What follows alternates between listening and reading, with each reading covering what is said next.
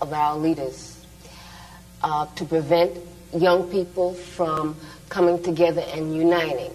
And so what they did is try to pit organization against organization. They tried to pit leaders in the same organizations against each other. In New York, where I was, what they did was they arrested in, I think it was 1968, 1967, 1968, I'm not very clear on the date, I don't remember it at this moment. They arrested, on charges of conspiracy, 21 of our most effective activists, of our most effective leaders. As a movement, have to concentrate a lot of our energies on trying to liberate our imprisoned comrades. Even though they were given bail, the bail was $100,000 apiece. And only a few of them we were able to bail out. I think that we cannot look at the Black Panther Party in the past. We cannot look at the Black Liberation Movement as something in the past. African people are still not free, and there are still many, many political prisoners in the United States. It is time for us to demand total immediate amnesty for all political prisoners and prisoners of war. If we do not take ourselves seriously, if we do not take our movement seriously, then we will have to hang our heads in front of our ancestors. Where I was kept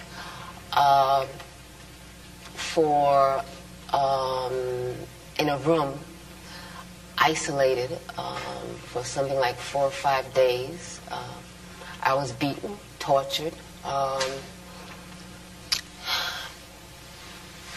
It was a hellish experience.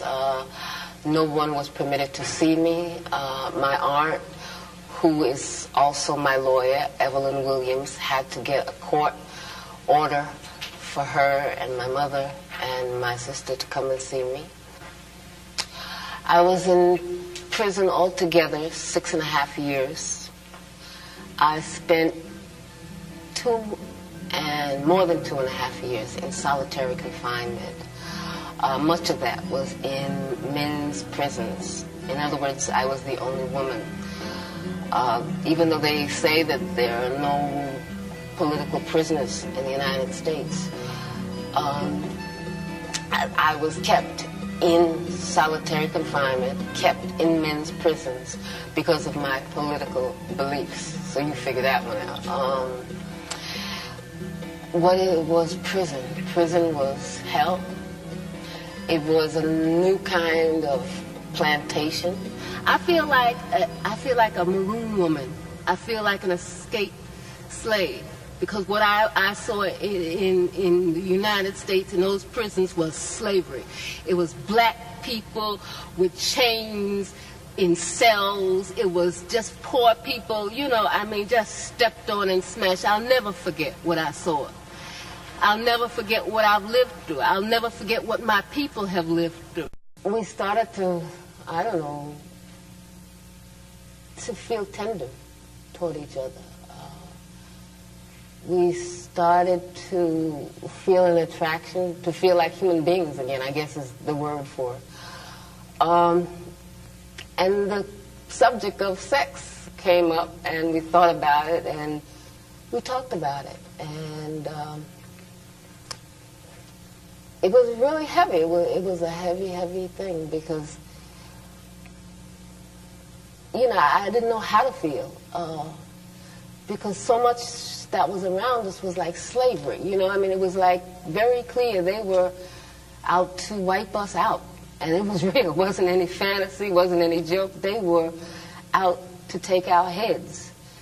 And, I felt like a slave. I'm sure he must have felt just like a slave. And we said, well, how could we even think about bringing a child into this world? But then what other world is there to bring a child in? The world is a terrible place. And, I thought about my mother, my grandmother, my great-great-great-grandmothers and what they must have thought about as slaves, bringing life into this world. And, you know, we just decided that we were going to live, you know. We were going to live, we're going to struggle, and we're not going to kill our own hopes. We're not going to kill our own life. We're not going to kill our right to live. And so we just decided to be human beings, to be people. In spite of all the people that were trying to squash us down and all the forces that were trying to dehumanize us, we decided to be human.